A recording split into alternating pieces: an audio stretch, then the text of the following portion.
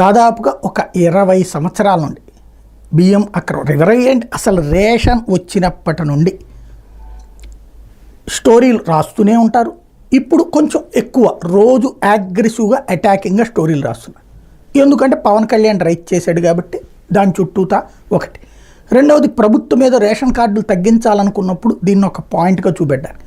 ఇప్పుడు తాజాగా వైకాపా ప్రభుత్వంలో ఉన్నటువంటి పెద్దలే దీని వెనకాల ఉన్నారని చెప్పేసి విజిలెన్స్ నివేదిక ఇచ్చింది. తీసుకెళ్లి జగన్ని జైల్లో పెట్టేయండి, లేకపోతే అప్పుడున్న సివిల్ సప్లైస్ మంత్రిని జైల్లో పెట్టేయండి. ఇప్పుడు ఈ 6 నెలల్లో వచ్చినందుకు ఇప్పుడున్న సివిల్ సప్లైస్ మినిస్టర్ మీద కేసు పెడతారా, లేకపోతే ఇప్పుడు ఉన్నటువంటి ముఖ్యమంత్రి మీద కేసు పెడతారా? Simple logic. పదే పదే మనం మాట్లాడుకుంటానే ఉన్నాం.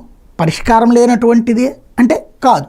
పరిష్కారం ప్రభుత్వం చేతిలో ఉంది. ఇదేదో ఆకాశం నుంచి ఊడిపడాల్సినటువంటి అవసరం ఏమీ లేదు.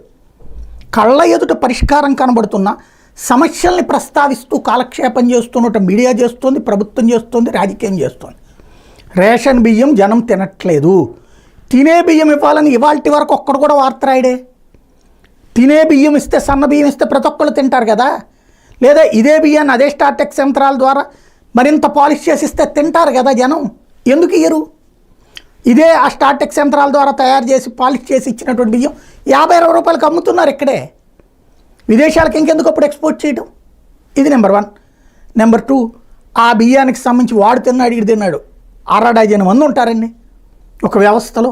వాళ్ళ దృష్టిలో వ్యాపారం, నీ దృష్టిలో కుంభకోణం అయితే తీసుకెళ్ళి బొక్కలవుతాయి. ఎవడొద్దన్నాడు? నీ చట్టాలు మార్చు.